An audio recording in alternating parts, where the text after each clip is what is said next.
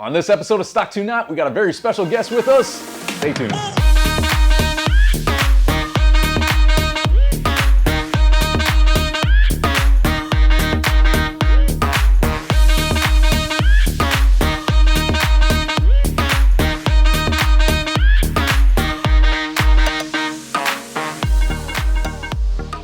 Alright guys, welcome to episode 5 of the Stock to Not build series, where we take a stock Honda Grom, turn it into something modified. If you're not familiar with this build series, it's a Patreon funded build series, so all the names you're seeing at the bottom of the screen, those are individuals that directly support this channel. Besides that, we have sponsors and manufacturers that support the build series, one of them being Koso North America. Joining me in the garage, in the studio, for this episode, very special, we got somebody from the Great White North, from Koso North America. We got Mr. Michael here. Michael, welcome to the show. Thanks, Eric. So my name is Michael from Koso North America, sales rep. I'm here to show you guys a little bit about the products here at Koso. There they are. Lots of good stuff here. So before we get into the products, let's talk about Michael. Where are you from? You're not from Florida. As you can see, I'm pretty red here. I'm not from around here. He's been here for about 12 hours. Been here for about 12 hours, red as a lobster from Canada, and ready to talk about our products. So being in sales at Koso, you're not an expert as far as all these products go, so unfortunately you're not going to be able to install the big bore for us today, so that's a bummer, and I know some of you guys thought they flew down just so they can install this, so we didn't break anything. That's not the case, but we do have a rep, a technician, right, that can help us once we get to this. Absolutely. But we're going to talk about the plug and play today. Me and you are kind of on the same page as far as technical knowledge, right? We're kind of at the beginner stage, so the benefit of the plug and play is we don't need to be technicians, right? Exactly. So the DB3 is a completely 100% plug and play gauge. Very easy for anybody to install, like someone like me or Eric, who, you know, Rude. Isn't really possibly a technician or, you know, works in any type of garage. Basically, as Eric was saying, anybody can really install it. It's very simple to install. There's no splicing. So basically what we'll do today is we'll demonstrate exactly how easy it is to install this gauge. So before we get to installing this, which we're going to have our friend Michael here from Koso do the complete install on this, since he has some experience on it. I have no idea what that is. But before we go into that, some of the Koso line that we have here. So Koso's been doing Grom parts for a couple years now. The Grom's only been around since 2014, 2015, so not that long, but you guys are kind of leading the industry, right? On big bore kits and what is all this stuff? So I know you're not a technician, but you have a plethora of parts here, right? So just to kind of touch on Koso, Koso's been around since the 1980s. We do a lot of parts for all varieties of bikes. We do a lot of OEM work with companies as well. What we have right here is our Grom, pretty much all of our Grom lineup. We've been doing Grom performance parts for probably about a year and a half. So pretty much what you have here, as mentioned, is pretty much the full lineup of the Grom stuff. So I know a lot of you guys had some questions in regard to some of the products, and there's a couple questions that are hanging out there. Like Michael said, he's not a technician, but we do have a outreach. We do have a representative at Koso that we can reach out to once we're installing these, and some of those questions that are kind of hanging out there for the community, we're going to get some answers to, right? Absolutely. We do have a technician who will be able to answer the questions for you. Unfortunately, as I mentioned, I'm not a technician. I am a sales rep. But basically, this goes to show you that anybody can install a plug-and-play gauge, even the sales representative. Yeah, so today, and even us, even Andrew, so today we're just going to be focusing on this guy. We'll get you some of those answers to some of those questions. In a future episode, we'll definitely put the information out there. We're now going to be the champion for Koso to be able to get the information out to the Grom community. But today, again, we got a sales rep in here, we got Andrew in here. We're going to be able to install this guy, and we're not going to break it. We're not going to break it. We're not going to break it. We're not going to break it. We're not going to break it. Andrew. We're not going to. Andrew's working the camera today, so we're not going to break it. We're going to take a break from here. We're going to pick it right back up on the install, and we're not going to break it. So the way that you remove this stock gauge is pretty simple. First off, you're going to unplug this connector out here from the bottom of the gauge. You have 3 Phillips screws that you're going to have to remove underneath it. So I'm just going to go ahead and remove these for you guys.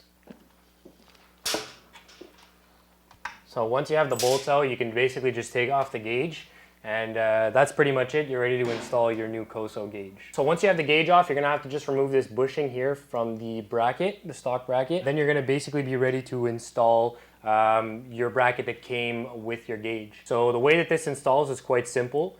You take the bracket, you're basically gonna put it like that here, so it's snug, and then you're gonna take your screw and you're gonna bolt it in. And not do that. It's gone. It literally did. Oh my god. There she is. I hooked you up with one of these too. So we like the Ugga-Dugga. Do you have Ugga-Duggas in Canada? I have no idea what that is. Oh my god. We got to Ugga-Dugga this. If this breaks, I'm sorry. Ugga-Dugga. You know what? Yeah. I made a mistake. What? And now you really got this in here tight. Rest in peace. Now it's stripped. Ugga-Dugga. It's not stripped. Ugga-Dugga. You got it? Yeah, That's go for it. Woo! All right, don't do that, guys. Put your washer back in. All right, putting the bushing back in. Yeah, that never happened. Yep, take 2. Andrew says it's a 10, guys. What do you think, 12? I don't think so. Near it, all right? I just guessed. Come on, guy. All right, so it's not a 10. So we'll go 11 and 12. I'm thinking 12. Andrew, you're 0 for 16 on this. Try 11. There she is. So take your 11, and we're not going to Ugga-Dugga this one. Yeah, Ugga-Dugga. There you go. All right. Now that's installed. What do we got next? So basically next what we're going to do is we're going to have to go through this again here because that is not working. All right, hold on. So we take the bushing off here. Okay. What we're going to do after is you're going to take your bolt and you're going to put it through the back end here. So basically your bracket, the way that it looks is you have an end like this, and then you also have an end like this as well with one screw coming out the back. So you're going to take the screw, you're going to put it through, and then you're going to take your bracket and you're going to come over here and you're going to mount it like so. Then what you're going to do is you're going to take your washer, you're going to place your washer in here. I'm not going to be able to Ugga-Dugga this guy. Ugga-Dugga. All right. The good news is Koso supplies an Allen key. So if you guys don't have an Allen key, Koso gives you one. Going from the top. There we go. Hang on a second. Okay. Go for it. I don't know what that was. We don't need it. All right. Go ahead. And that's torqued down to 2 non-Ugga-Duggas. All right. Good to go. So bracket's now on. So you got this notch right here. That notch kind of sandwiches that. You also have a notch underneath, which holds it against this stock gauge cluster. So once you get that mounted on, we are moving on to the next step, which is installing the gauge. So your gauge is going to install like so. Just slides right in. Yeah. And then you're going to take your bolts like so. However, I just realized that we Michael, one more thing here. You're better than me. I love it. Come on. Let's install the big bore tonight. Let's do it. Guys. Let's do it, man. Guys. We got this shit. Baby steps. Yeah. We're getting Uber beers delivered. All right. All right. So we're going to take it from the top. All right. Because sales rep so needed to review a couple things. All right. No worries. It's plug and play. Even if you guys get it wrong, even if I get it wrong, we work through it. There's only 3 bolts. We'll figure it out, right? I can sell you the gauges, but I can't install them for you. So what you're going to do... It's the pressure. I'm telling you, it's this garage. It's the garage, right? It's the live chat. If we didn't do the live chat... It's freaking hot in here, man. Yeah, it's hot in here. Oh my God. I forgot we have a Canadian in here. Let's get some air in here. All right, we're opening the garage. All right. So you want to take this from the top here because the first step is actually a little different. Yeah, go ahead. Yeah. Keep it going. Keep it rolling, man. This is perfect. I thought this was going to be an easy episode. This is just like mine. This is perfect. All right, well, listen, I don't feel so bad now. Yeah. So the first step basically is you're going to screw the gauge into the bracket. Okay. Like so. So step 1, take the bracket off. Before you put the bracket on the housing, so this is our stock housing, we're actually going to put the bracket onto the gauge, the plug and play gauge. So 2 small washers. Keep in mind you have 3 washers, 1 with a big diameter, 2 with small ones. The big diameter, these guys all connect the gauge housing to the gauge cluster for the stock one. They're real easy. 2 Allen? No, T. So there's 2 Phillips screws. That's what I want to say. And then the last bolt here will be to basically mount it onto the bike. Okay. All right, so I'm going to put my hand in here, help hold this guy in. So come in from the bottom with it or come in from the top? Bottom, right? Bottom. Yeah, so we're going to get the Allen key in there. Okay. Probably going to be able to use your fancy little drill if you want. Oh, we got to let... So, what do you... That's all right. That's all right. We got to wrap for it. So, Michael, they don't have Ugga-Duggas in Canada. So, in honor of that, for the first time tonight, Michael's going to Ugga-Dugga this. Here, you want to hold that? Yeah, I got it. All right. Ugga-Dugga. Nice. There we go. All right. So now we have the gauge on. Now she's set, right? Yep. So now basically the whole plug and play comes in here. So plug that in and your gauge is on. So you got a couple of wires hanging out. What are these 2? So basically these 2 wires here are for the newer models of the Grom. Okay. So in this case, this is a 2015, so you're not going to use these two wires. So we'll zip tie those, put them away, yeah, right? so you can zip tie them. And this long guy, what does she do? Yeah, so basically what these wires do is they come down over here. One of them plugs into the ECU and one plugs into the cylinder head. So right now we're going to have to take off the side fairings, right? We got to remove the side fairings, go into the ECU. So we're going to go ahead and knock out the side fairings real quick. You guys saw it on the previous episode, so we're not going to show that. We'll pick it right back up to the plug-in in the ECU. Pick it up with turning the gauge on, right? Yeah. All right, let's do it. All right, we flipped the bike around so to make it easy for you guys to see. So when Michael's working on this, we got the left side or the shifter side exposed. We took the fairings off. Andrew took it off without actually breaking something. So go ahead, give him a clap. Yep. Everybody. Yep. Okay. Yeah, he's that smiling right now. All right, so we got everything off fairing wise. So we exposed the ECU. We got our long wire here now fed through the forks. So what, Michael? We got two plug and plays, right? Yeah. So what are we working with here? So what we're going to do first off is we're going to plug this wire in here to the cylinder head. So once we put the Koso big bore on, obviously we're going to have to replug and play, right? Yeah, absolutely, exactly. Okay, but if you're running a stock setup, you can just pull it out. Yeah. So basically this one here is going to plug into the cylinder head. So you're just going to plug it in like so. And then this one here is going to plug into the ECU. So you remove your ECU plug from the cylinder, plug it into this guy that comes from the gauge, and then that just goes straight in there. Exactly. And then we have little notches here. We can just tuck this away, zip tie this up, right? Out of the way. Okay, so that's it, right? Absolutely. Plug and play. We're going to leave it messy right now, and then what? You can show us some of the settings? Yeah. Right now I'm just going to bring this whole guy down. So Harbor Freight, we were talking with Michael, and they don't have a Harbor Freight in Canada, so we're talking about the quality of it, and here she comes, but does the job. It does the job. Oh. Yep, still good. We're good. We're good. All right. So we're going to now take this guy, flip the switch, and see what we got here. As soon as you plug this in, I noticed that my fuel is already showing. So from the start, you're already recognizing my fuel. What else is already coming? If we did nothing else for settings, what do we have straight off the bat? We have 0 miles an hour. It knows I'm in neutral. Yeah. Right? So I'm in first now. Yep. Okay, so it goes from neutral to first, but it's not going to show the gauge unless we're moving, right? Yeah, or the gear, rather. Exactly. Okay. Let's go through some of the settings real quick and see how we can modify this. First, everybody likes to do this, right? Okay. Peel this guy off. Yeah. Yeah. Let's get it on. All right, I'm going to dismount, and then you're up. Walk us through the settings. So first off, basically, the way that you want to get into your settings is you want to hold down the two buttons for a couple seconds. You're going to get into settings mode. So settings mode is when it starts flashing A1, you know you've entered your settings. What you have is the speedometer, speed warning light, total hours meters, trip meter, tach, shift light, your shift warning light, max RPM record as well. So it's going to be able to tell you the max RPM that you hit on your bike. You're going to have your temperature, thermometer, you're going to have your gear meter, your fuel meter, your clock, voltmeter, the backlight brightness, color, and that's pretty much what the gauge has. So there's a lot of features on this gauge that the stock gauge doesn't currently offer. Have you ever seen Forrest Gump? Forrest Gump, yeah. Remember Bubba Gump? When he's Yeah. talking about all the gump he makes? You just went gump on that. We got shrimp gumbo, we got All right. So we got a lot of settings in here. Let's go through the big one. So mileage, that's going to be the big one, right? Yeah. All right. So let's do the mileage. Let's knock that out. So once you're in setting mode, like I mentioned, there's A1 all the way to A9. So A1 basically is your speed and temperature settings. You're going to choose between kilometers per hour and miles per hour. So we'll set it right now to miles. And then down here, we'll head over to this and change it to Fahrenheit. Okay. So once that's done, you're going to be able to head over to that. So basically, once it starts flashing, that's when you're able to basically change over to A2. So once you're in A2, that basically shows your speed light here. So basically tells you you're going too fast.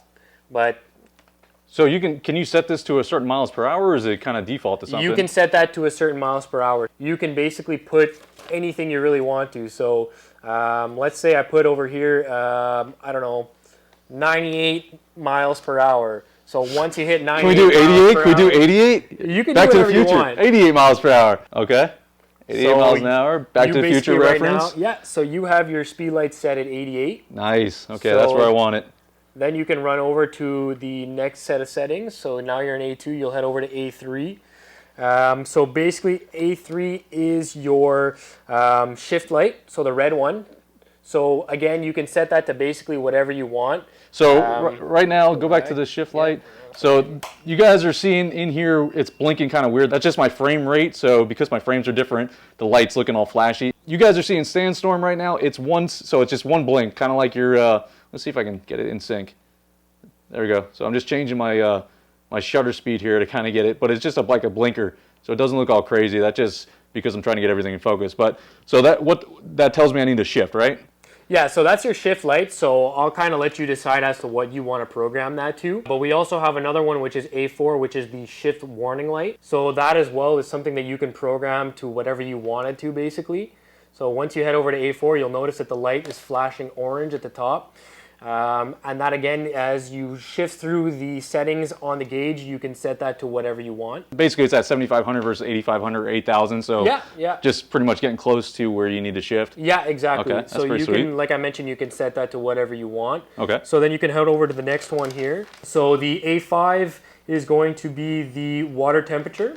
Okay. So basically your overheat. So you can set that again to whatever you want. So we don't have water temperature. We have air. We just have what? We have engine temperature. Cylinder head temperature. Yeah, Okay. so normal bikes, Groms, we don't have that luxury of a radiator.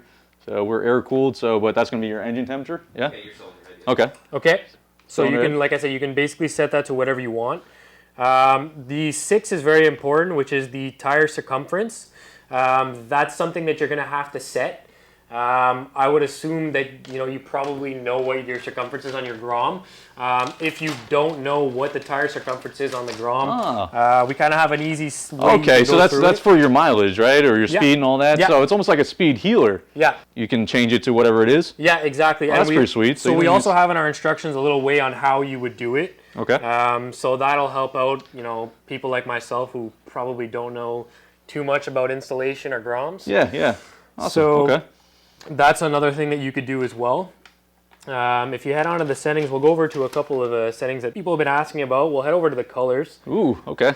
How many choices do we have? So we have 3 color choices. So we have the default blue that you guys are looking at right now. So down here you'll have your colors. Okay. So basically you'll see here it's flashing the BL. So that'll be blue. And then you press right here, you can switch to orange. Okay. Or you can switch to purple. What's your favorite? Personally, I mean, I like the purple, but I like the blue more on this bike, so I'll go with the blue. Blue it is. Yeah. All right, let's put her back So to we'll blue. put it back to blue if you want. There you go. Looks good. The other settings, like I mentioned, you have your clock, you have your fuel settings, and that's pretty much the way it goes on this one. Wow, so pretty simple. Yeah. Okay, so how do we get out of here once we're good to go? So if you want to go back to the normal settings, what you can do is you can just leave the bike. It'll switch back after, I think, 10 seconds. Otherwise, if you want to get back to it quicker, turn off the bike and go back. Wow, very simple. Yeah. All right, we got the gauge installed. We went through the settings, so now we're just going to start it up, see what it looks like once it's started up. So we're not going to run it too long because we're in the garage, but just to see what it sounds like as far as the stock exhaust is going to be so bad. What the hell was that? Oh, okay. I was like, holy shit, what just fell out of this bike? All right, here we go. All right, starting up. That sounds pretty good. All right, so we got the revs. The revs are showing. That's a Harbor Freight rattling, not the exhaust. All right, so it looks good. So goes 1 to what? 12,000. Looks like 12,000. Yeah, that's programmable as well. Oh, nice. All right, so that's it. So the gauge is installed. We did a lot of the settings, but a couple that we didn't touch on was what? The brightness and. What else? Brightness, lines. I couldn't help but look at that. Didn't he tell you earlier you break it, you buy it? I didn't drop that. All right, so we got the gauge installed. You went through some of the settings. We left a couple settings out. What do we leave out? So basically just a couple of simple settings, the brightness, clock, things like that. Okay. So we can tweak that ourselves. We don't need experts like you to be in here to tweak that, right? It's easy? Yeah, exactly. Okay. It's quite simple. It's explained all in the instructions if you need any additional information. Another thing that we didn't touch on was the settings for the RPMs. So basically for the RPMs, you have 3 different settings. You can set your max RPMs to 10, 12, or 15,000. Which is pretty convenient. So right now when we started it up, we're looking at 12,000 RPMs. So what he's saying is instead of 11,000 showing there, it can show 2 other options, right? So you can bring it up to what'd you say, 15? So we have the option where it shows 10,000, 12,000, or 15,000. Nice. So different options there, which is great. So looks great. I don't know if we're going to put the stock headlight back on or not, but we have options there whether we can put the stock headlight back on or we can go something different. So stay tuned for that. We still got a lot of big bore stuff to put on there. So a lot of different tweaks that we can do to make it our own. But Michael, I appreciate you coming down all the way from Canada. Thanks. Yeah, appreciate the support, Koso North America. If you guys want to check it out, where can they go to buy these before we go any further? So these gauges are available through your local dealer. They are also available through our website.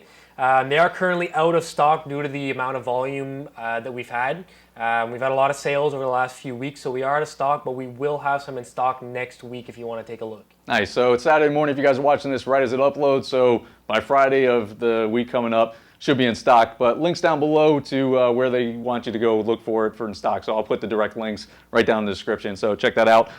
Besides that, I appreciate it again. All right, get on my shot. Get out of here. Go back to Canada. All right, guys, that's it. So episode 5. Thank you for Koso North America for obviously sponsoring this build series and coming down to install this plug-and-play gauge. So looks pretty hot. I don't know if we're going to do the stock headlight up front or a different one. So we're going to work on that in a future episode. But next up, we're going to be working obviously on the big bore. So we still have to pull all this apart, put the big bore on there, then we'll re-plug and play things. So future episode on that. But I don't think Koso is going to come down for that one. But we got it. We got a direct link to their mechanic or their technician. So we're going to have a lot of support there. So we appreciate it. So shout out to all the patrons that joined us in the live chat. Shout out to all the patrons that support this build series and, of course, the sponsors as well. If you guys want to get more information on that, link in the description below. And as Michael said, if you guys want to check out this product, check the link down below. All right, guys, that's it. Have a great morning, and I'll see you next week for episode 6. Thanks for watching.